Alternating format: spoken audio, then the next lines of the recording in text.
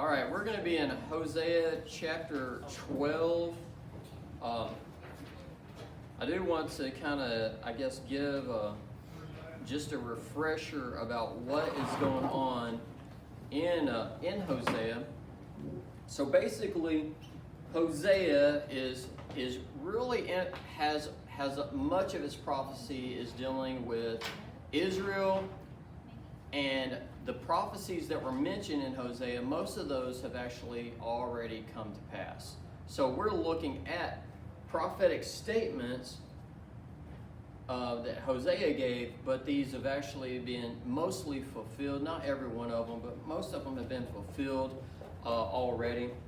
And what we're looking at in Israel, or at least Hosea's prophecies concerning Israel, is dealing with Ephraim. Ephraim was supposed to receive the double blessing. They were supposed to be in charge. They were supposed to be the one who brings, when the culture leaves reality, Ephraim was supposed to be the one to guide them back into reality.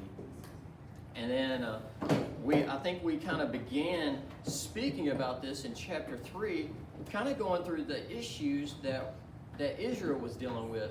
And we discovered, I discovered during that study that our country and Israel share very, very many similarities in this. Prior to being conquered by Assyria. Now, I don't know that we have an Assyria that is going to conquer us. But it just happens to be that Assyria in Israel's day is the modern Iran, and we have issues with Iran. So I don't know if there's something to that, if the parallels continue that far. But it's just interesting that Israel's problems, again, their problems were not just Assyria. They had problems with Egypt. They had problems with Asia. They had problems with Assyria. So they had like 3 or 4 areas in which they were struggling with their geographic boundaries, but it wasn't. But the biggest problem that they had was not the geographic boundaries. God could have handled the geographic boundaries. It was those moral boundaries that they were crossing.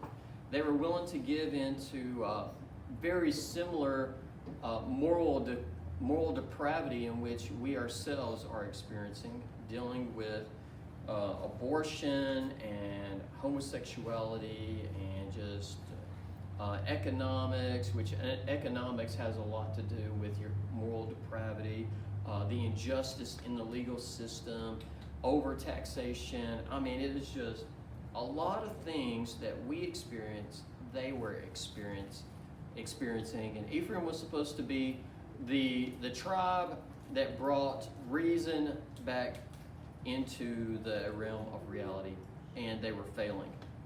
So that gets us up to chapter 12, and let's go ahead and read that verse 1. Anybody want to take verse 1?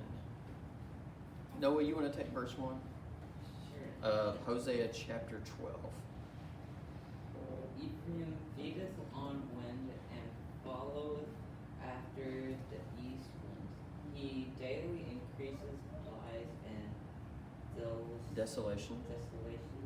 And they do not covenant with the Assyrian, and oil is carried into Egypt. Okay, so here we have Ephraim feeding on the wind. Now this is an expression that we've seen some similar. What do you think that means, that Ephraim feeds on wind?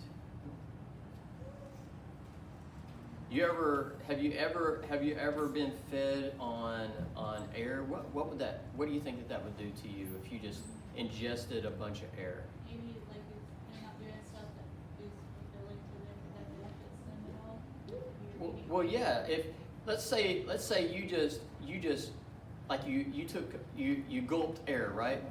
That you feel full, right? You'd feel full, but you're not full. You're empty. There's nothing about the wind that was nourishing. It's like Madison said. It's like it just doesn't do anything. And an interesting thing about this wind expression is that it uses the east wind. Now, the east wind, whenever it would blow in an easterly direction, think about where Israel is, okay? What is east? Anybody know their geography over in the Middle East? What is east of Israel? What east of Israel? What's east of Israel? Where do you get into?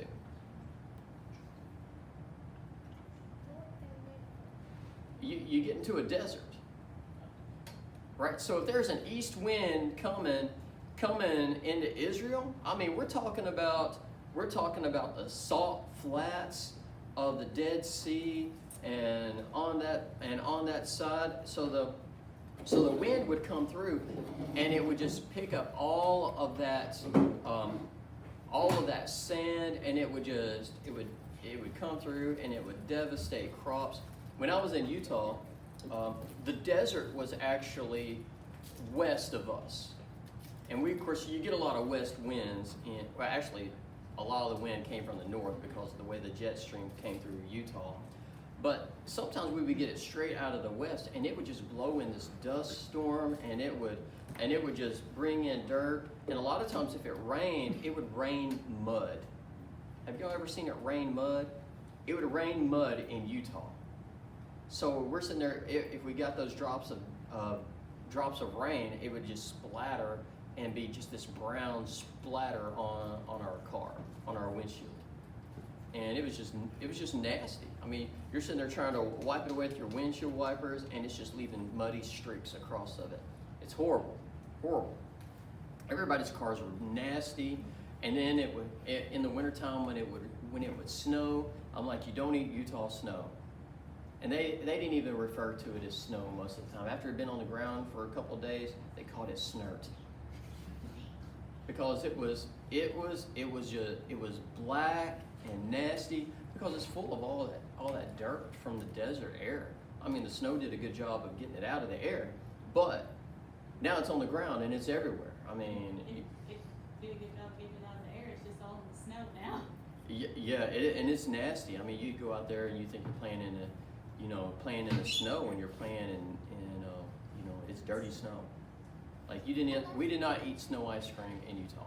It would have been more like desert snow. It was nasty. So here in Israel, the east wind would come in. It's extremely dry air. It brings in dust storms, and it kills crops.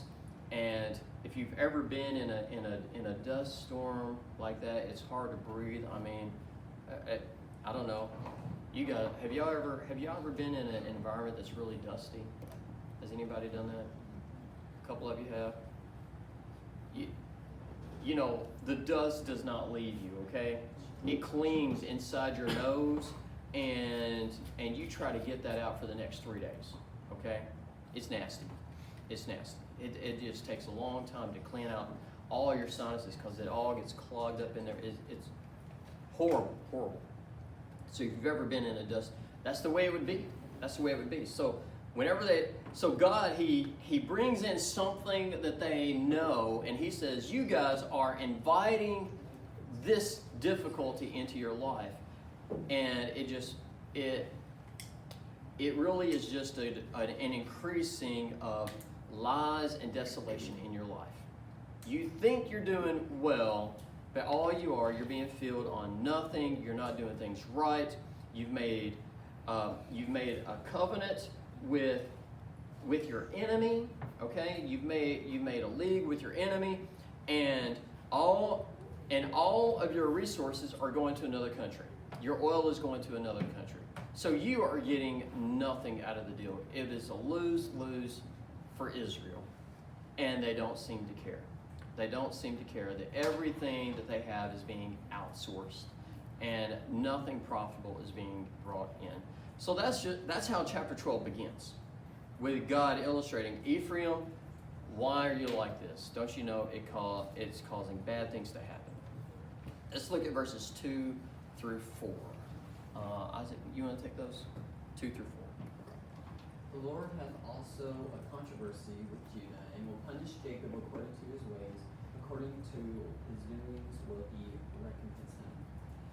took his brother by the heel in the womb, and by his strength he had power with God. Yea, he had power over the angel and prevailed. He wept and made supplication unto him. He found him in Bethel, and there he spake with us. Okay, so what is Hosea talking about right here? What is he doing? Do y'all remember those stories that that he's talking about taking his brother by the heel? What is that in reference to? Does anybody know?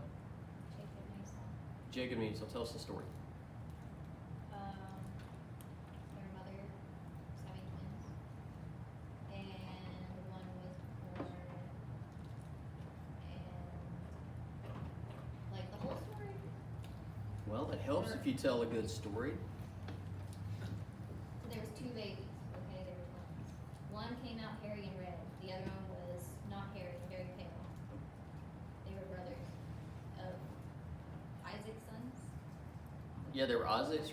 Rebecca was their mom, right? Yeah, Rebecca's their mom. Rebecca was her mother. And they grew up, and Isaac liked Jacob better, and their mom liked. No. Well, you don't have to go into all that. Okay. So the essence of the story, if you go to Genesis, I think it's Genesis chapter 25. Rebecca's having the babies. She's pregnant with twins, and as she's giving birth, Esau sticks his foot out first, and the nurse, she wants to know which one's the oldest, so she thinks it's coming out first so that they don't get them mixed up, because babies look a whole lot alike when they're born, right? They just do. They just do. Like Sam and your brother, they look just alike right now to me. So Esau's ankle is tied with a ribbon, but he's not ready to come out, so he pulls his leg back in, and all of a sudden Jacob pops out, and then Esau's born. And when they're born, Jacob has got a hold of Esau's ankle. It's like from the womb, these guys are fighting. We made jokes about Micah whenever he was born, that we knew he was trouble before he was born just because of the way he was acting inside the womb. We're like, oh, he's trouble. And you know what? He came out trouble. And these two boys, they were already fighting inside the womb. In fact, one day, Rebecca, she's asking God, like, why are these kids, what is going on inside? I mean, it's like they're having a throwdown inside of her belly. And she's like, what is going on? And God tells her that there's two nations inside of her. And the youngest, the older, is actually going to serve the younger. And that's actually what happens as the fulfillment of their lives happen. That Esau ends up serving Jacob. He sells his birthright. He's given the birthright that in this case was given to Ephraim. It was given to Esau, and Esau sold it to Jacob for a meal, for a pot of soup, because he's like, I'm hungry. I'm going to die of hunger.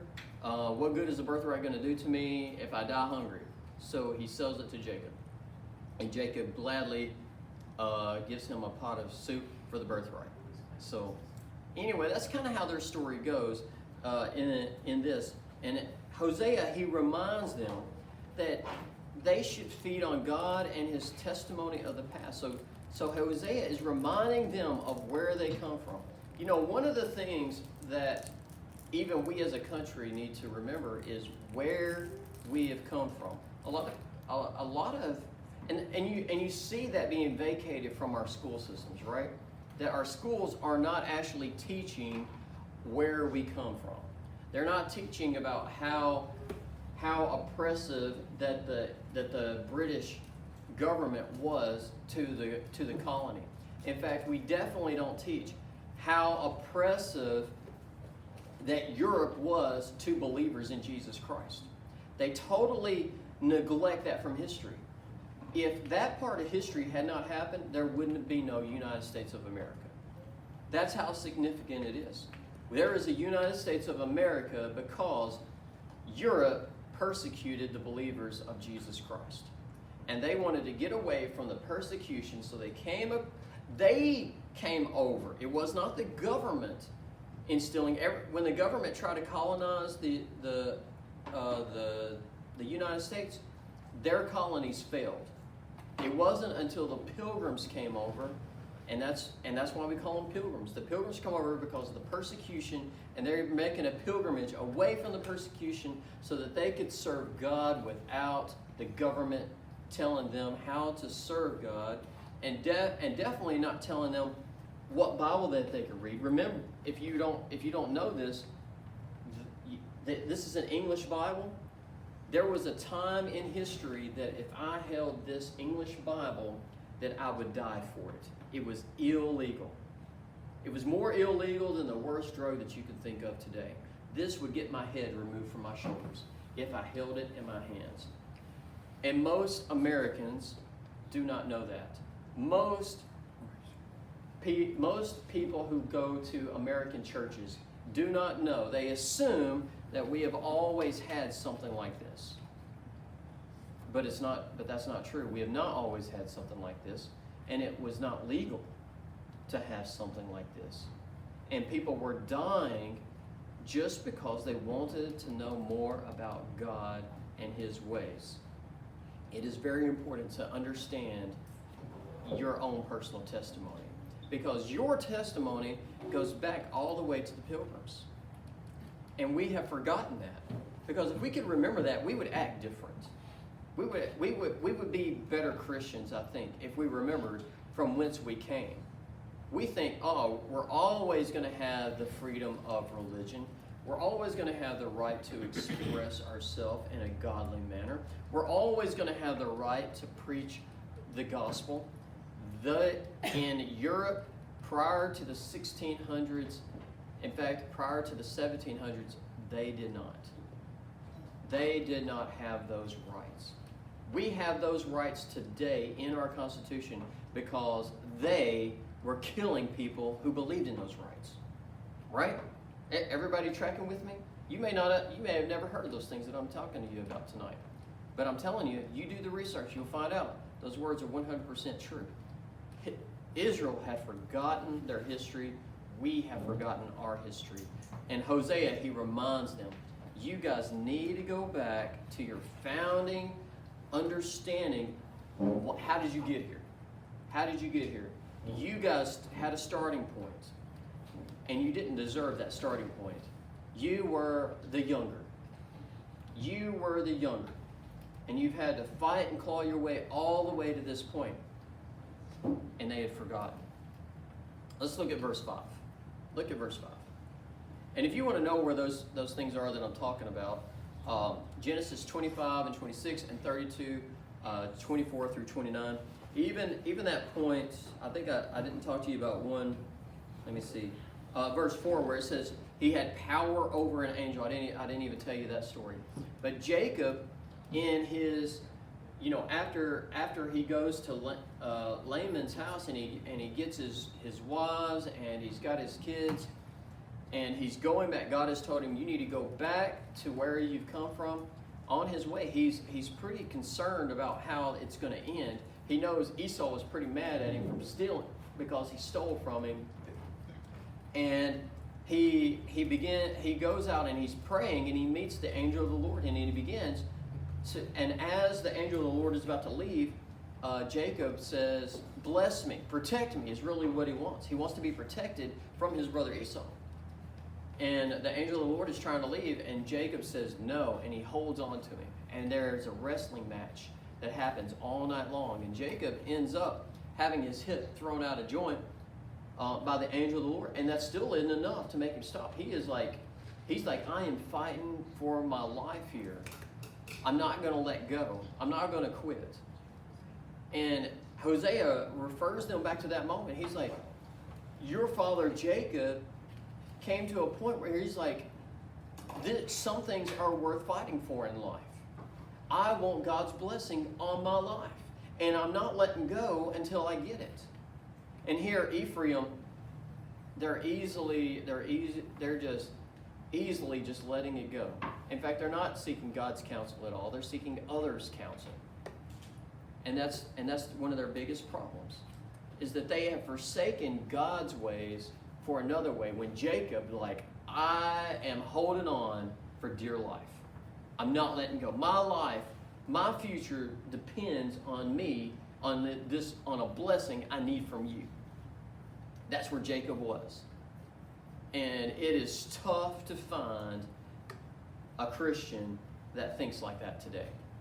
In Ephraim's case, Hosea is like, what happened to that kind of zeal in you guys? That's where you started from. Where did it go? You know, if we looked at our Americans today, even in our churches, do we have the people in our churches that would even rate the same caliber, or even close to the same caliber as the Pilgrims did? Would that be you? Or we're just like, you know what? The government doesn't want me to read my Bible. The government wants me to stay home. I'll just do that. Oh, we saw how that worked out, didn't we? The churches shut down. The churches shut down. They stayed home. They did not. We caved. We caved. What happened to our caliber? We forgot from whence we came. That's why we would do such things. And you know what? I've made some people mad by bringing that up. You know, here's the deal. We learn from our mistakes and we say, never again. Never again are we going to go in that direction. We're going to stay strong and faithful no matter what, because we come from a strong lineage. We need to regain that strength from the past, because your children, your grandchildren, their eternal souls rest upon the decisions that you're going to make. Are you going to live a godly life and an example, or are you going to cave to the whims of this world? Israel was caving. Israel was caving. So we need to remember from whence we've come. That's what 5 and 6, verses 5 and 6 tell us. Anybody want to take that? I'll take it. Okay.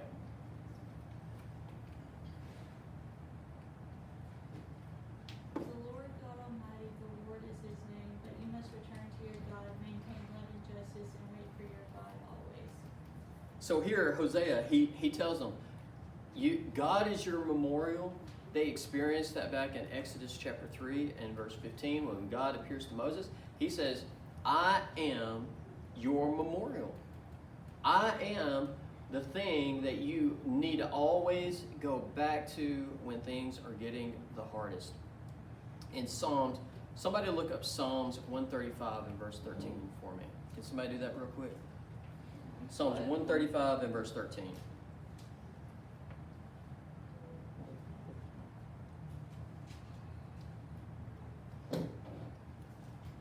Just verse 13. Yeah, just 13. Your name, Lord, endures forever. Your renown, Lord, through all generations. So you are the one that endureth forever. His name. You know, one of the things that I think that we forget is we think we're going to be around forever. And that's not necessarily the case. All right? Israel, when after Babylon comes in and takes Judah, Israel loses all property ownership in that area. Did you know that? What Hosea is talking about here, he says you are going to become a desolation.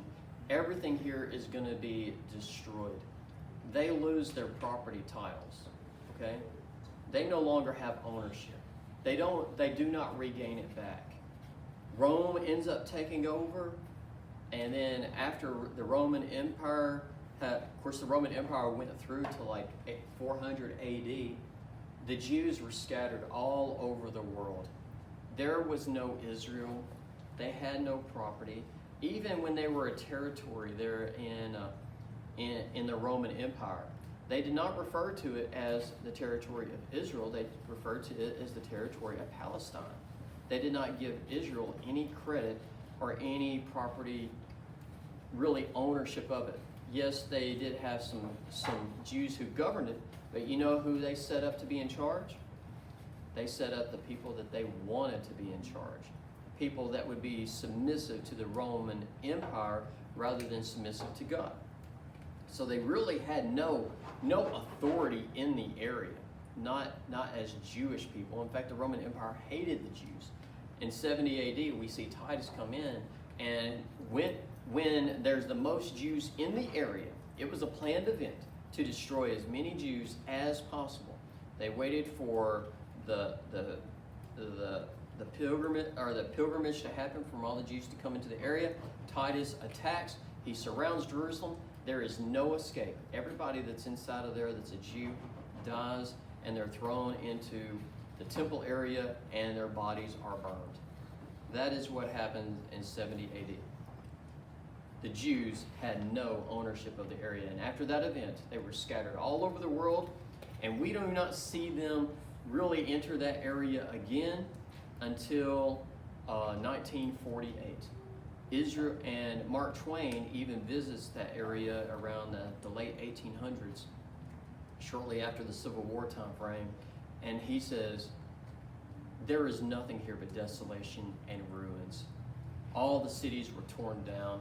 There were some settlements that were scattered about, but those settlements were actually just people caravanning through the area, and they were Arab tribesmen.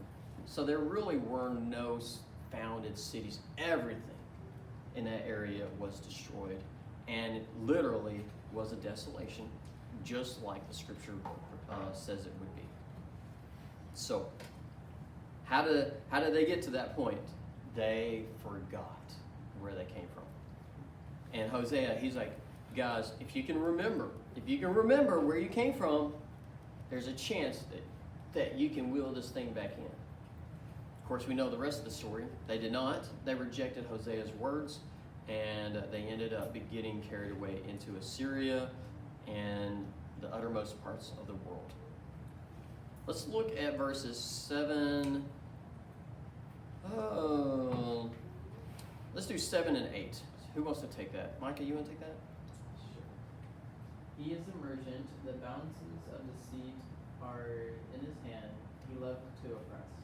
And Ephraim said, yet I become rich, I have found me out substance, and it in all my labors they shall find none iniquity in me that were sin. All right, so talk to me about a merchant. What is a merchant like? If you were a merchant, what would you like the most? Money. You want to make money.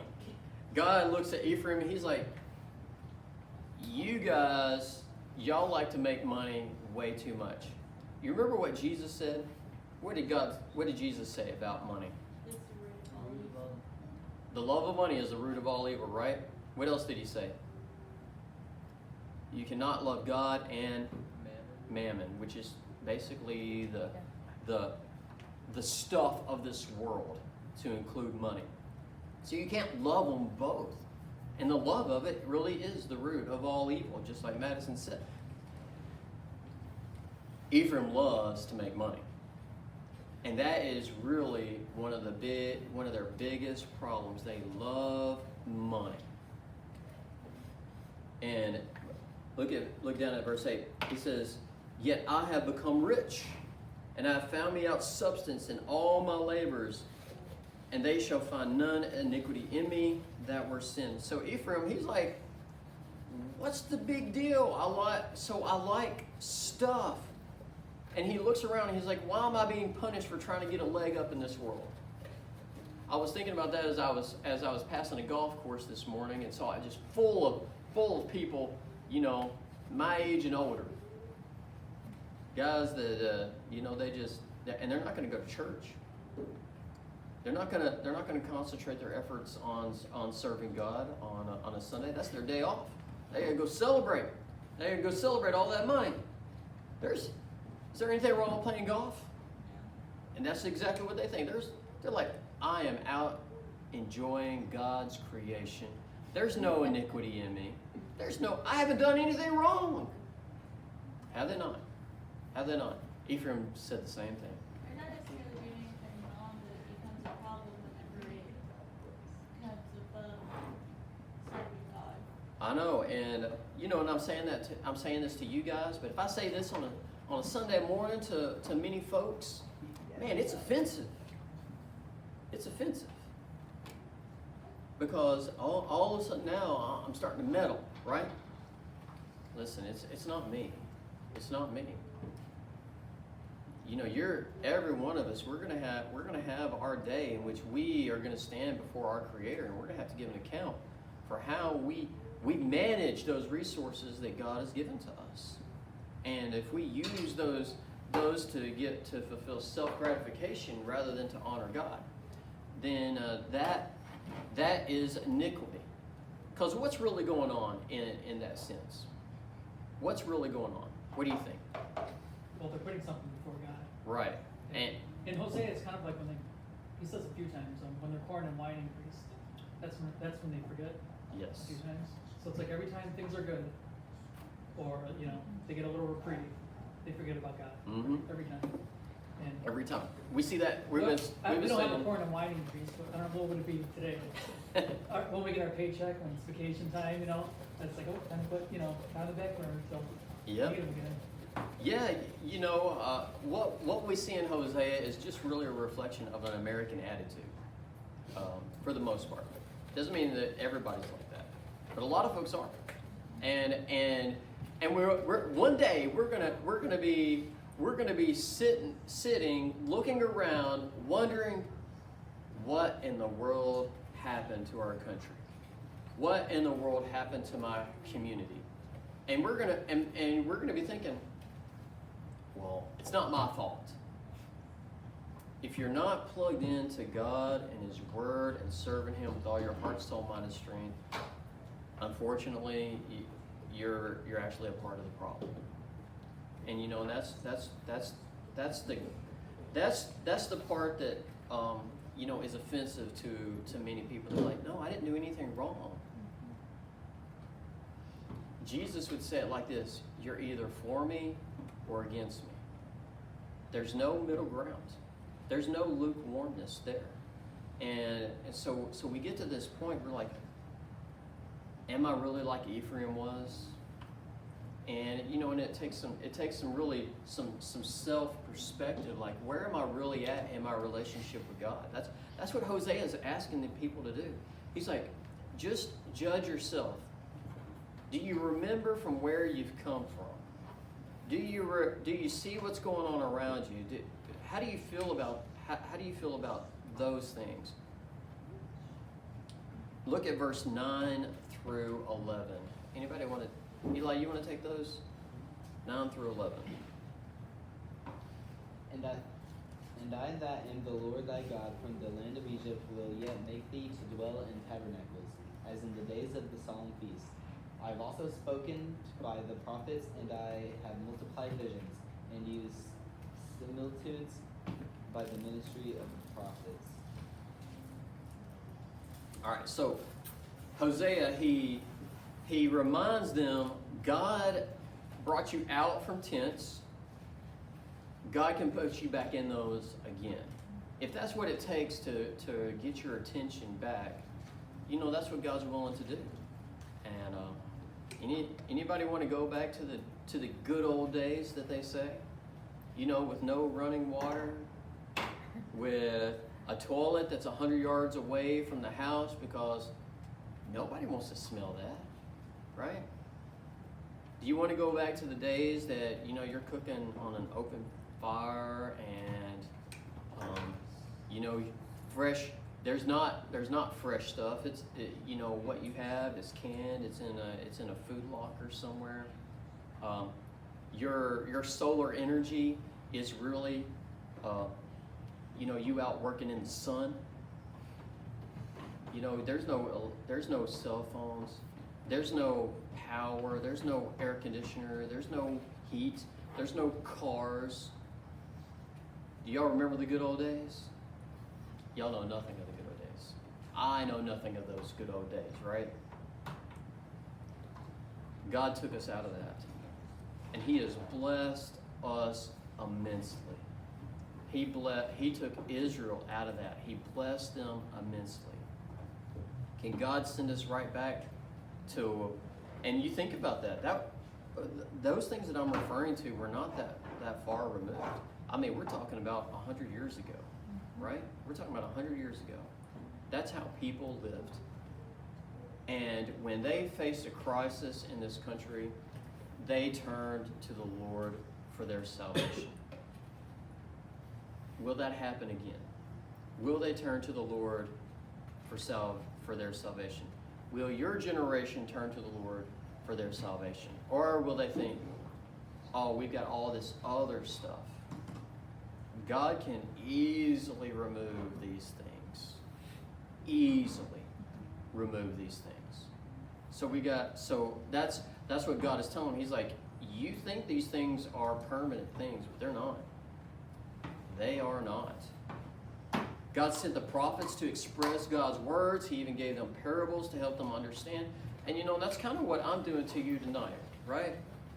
I'm trying to help you understand where Israel was during this time by making parallels between our own lives and their lives. Otherwise, you're like, why are we even studying Hosea? It doesn't, their lives do not concern me. I need something that's profitable for me today.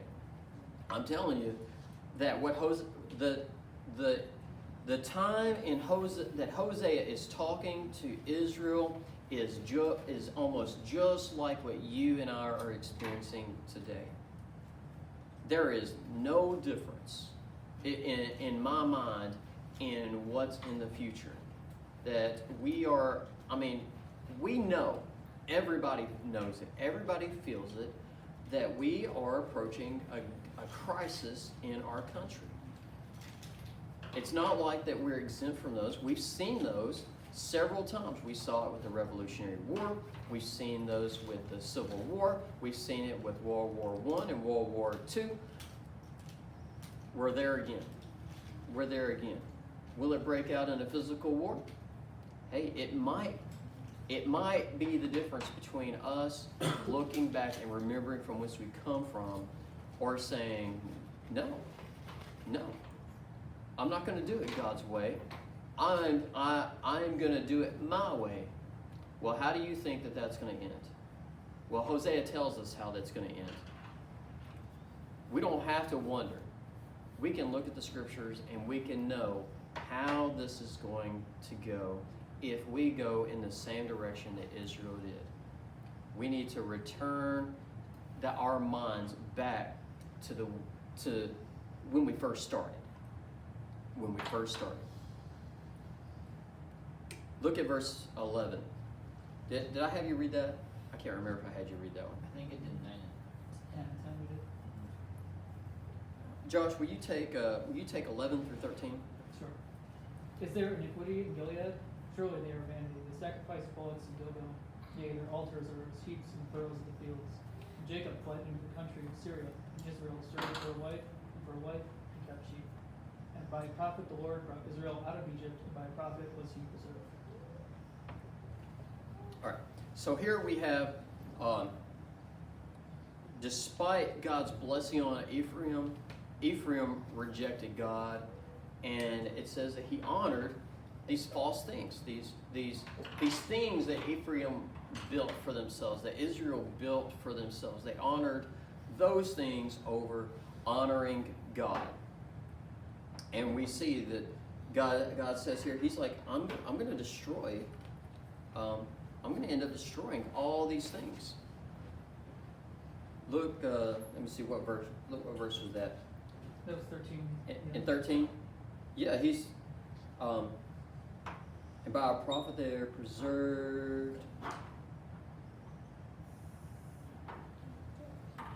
Oh, and in verse 11 it says their altars are as heaps in the furrows of the field. He's like, all these things will be destroyed. And if you look down at verse 12 through 13, it talks about Jacob served for a wife, and God used Moses to bring them out of Egypt. He takes them back to their founding historical times. You know, where Jacob he worked for 14 years because he wanted a specific person to be his wife. He was willing to work hard to get to where he was. Moses being used, God led them out of Egypt by a prophet, and Jacob was preserved. Jacob had all these kids; they were preserved. How? When Moses was used to lead them out, God gave them manna, God gave them quail. God gave them fire by night and cloud by day. He opened up the Red Sea, and they were able to walk across it. And he used that same sea to fall down on the Egyptian army and destroy them.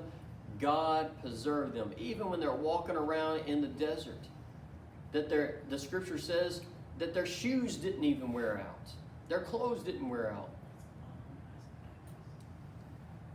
You know, I start looking through my closet, and I don't know. The older you get, the longer your clothes hang around, right? But it still doesn't take long for those clothes to start looking old and worn, and all of a sudden there's holes in it. Like, how did that hole even get there? Who knows? Nobody knows. It gets wore out. Israel was preserved for 40 years, and God took care of them. He took care of all that. Look at our final verses there. It says, though he be fruitful among his brethren as an east wind. Let me see. I missed 14 today. I tell you what, I'm going to come back to 14, okay? Because there is that's going to be our last message in this, and I'll just stop there. I wanted to get through 13 tonight, but I talk way too much, apparently. But I want you to go ahead, and I want you to read through those. When we get to verse 14, we see something that deals with backsliding, and if you want to do your own little study on that, that would be a good place to start, and we'll talk about that probably in a couple of weeks. We'll hit verse chapter 13 next week probably, Lord willing. Anybody have any comments about tonight? This reminds me of Stephen talking to the scribes and Pharisees right before they kill him. I know. He gives the whole history. He says they rejected the prophets, and then the just one, and then they stoned him for it. I know, He's right? killed, and You're then not warning me, and then are they're all you? destroyed soon after. So it's the same exact cycle. Yeah, you guys aren't about to stone me, are you? I'll be honest with you about there as I go through the scriptures and I look at our current trajectory in our society, I really am concerned about a great many things. But this is a promise that God has given throughout the ages, is that He takes care of His people and He preserves a remnant. Do y'all understand where I'm coming from on that? Do y'all know some of the scriptures that I'm talking about? That God preserves a righteous remnant. And there's only one way for you to be part of the righteous remnant. It's for you to agree with God. And for you to agree with God means that you know His word, that you accept it. And even if it sounds like bad news, I know some of the stuff that I present to you from Hosea sounds like bad news. But in God's eyes and His understanding of things, it's not bad news to have a course correction in a civilization. It's not. Now, I don't know what happens at the end of our day, okay? I don't know. But I can tell you what happens in Israel's day. That yes, they end up going into captivity. They fail morally, right? But God doesn't come in there and wipe out His people. Hosea is given this warning. The ones who were believers, you know where they went? They went to Judah. When Assyria come in, the believers in God were not in Israel. They had vacated the premises a long time ago. I believe that they heeded the warnings just as much as our fellow believers of Jesus Christ did during the time of 70 AD. Jesus gave the prophecy. When you see Jerusalem surrounded by armies, get out of town. Don't go down and pack your bags, leave.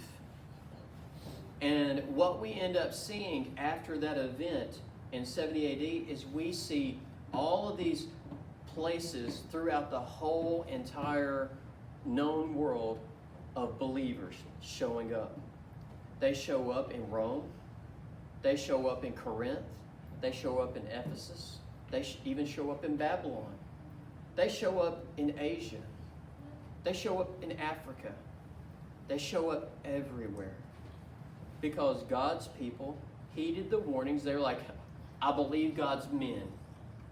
And they left town. They agreed with Hosea. They went to Judah. I really believe that. And I think this is what I kind of think, because all of a sudden what we see when Assyria attacks in Israel is we see a revival happening in Judah. That those who were living in Israel, they come down to Judah and like, guys, we got to fix some stuff. And they begin to share I think their spiritual energy is re-energized. That's what I think. They saw what happened. They saw the warnings from guys like Hosea, and they're like, we don't want that to happen here. This is our new sanctuary. And what we literally see in Judah is a revival happening during that time. And the country of Judah is strengthened against the armies of the Assyrians. Those guys become prayer warriors. So much so that the general from Assyria comes, and they're all lined up outside of Judah, and not Hosea, but Hezekiah is king at this time, and he's like, he feels it. He's like, I've got to trust God and not this guy, right? And he goes and he's praying, and the message comes to Hosea, trusting God. God's gonna take care of that army tonight. The Syrian general wakes up the next morning, and his army is dead. They died in their sleep. Josh and I were talking about that the other night. And all of a sudden, we have a spiritual awakening, a miraculous event, because the king is strengthened by the spiritual world around him. Hey, we're going to have leaders that represent who we are. God does that. Why is there a spiritual Hezekiah? It's because I think it's because there's some spiritual people from Israel come down and said, this is our refuge. They fled. And for the next 100 years, Judah is secured. And it's not until that generation passes away that all of a sudden turmoil begins that next crisis happens in Judah before they fail and they go the same way as Israel. But even at that, we find out that a lot of those guys were even secured because they were giving a prophet of warning during that day too. His name was Jeremiah. And Jeremiah said, Nebuchadnezzar is coming. You need to leave town. Everybody that's inside the city will die. Those that were believers, I think that they trusted Jeremiah and they got out of town. And what we see at the end is we see a Jeremiah who is in prison, and his life is spared because he's in the prison house. Everybody else is dead. But Jeremiah is rescued out of that, and Nebuchadnezzar allows Jeremiah to be the leader of the remnant, again, the remnant of believers who were left over after his conquest in that area. God always preserves himself a remnant. He always sends a prophet of warning. And I think that's what we can see. We can see the parallels here in the scripture and say, it's coming. What do we need to do? You need to listen for God. You need to have your ear tuned to God. And when he's warning you, he tells you, okay, it's time to go. Listen to him. It may literally save your life. And if you would take my advice, I'm not saying I'm an Old Testament prophet. I'm not saying that at all. But I can absolutely see the parallels between Israel and the United States. And this is what I know about God. He's the same yesterday, today, and forever. And I know he always lays it on his. He says this: I do not do things without telling my people first. He tells his people, this is what's coming. Be ready. Be ready. I know that's not the message that you hear from a lot of the churches around, but you guys need to be ready because it's coming. You know, I hope that we all get raptured out. But I can't 100% say you're not going to have to go through stuff. You know what I'm saying? What I'm saying is we should have been gone already, as far as I'm concerned. Because what I see is very similar to what we see in Israel. And God is leaving us here as a remnant to be that stronghold during some of the toughest times of history. God wants us here for such a time as this. We are to be the Esthers. We're supposed to be the Mordecai's. We're supposed to be the Hoseas. We're supposed to be the Jeremiahs. We're supposed to be the Pauls. We're supposed to be the disciples, right? We're supposed to be the disciples. And it's a tough job. I get it. It's a tough job. But you may be the ones who lead a Judah into a spiritual awakening. Wouldn't that be something? If you guys were that seed of spiritual revival even in this nation. So with that, I'm going to step down from my soapbox and pray, unless somebody else has something they'd like to say. Sorry, I got a little preachy there for a moment. Nothing? Dear Lord, that you would be with this group of young people that are here tonight, that you truly would strengthen their souls and their resolve to serve you with all their heart, soul, mind, and strength. I know that there's a lot of voices coming at them from a lot of different areas.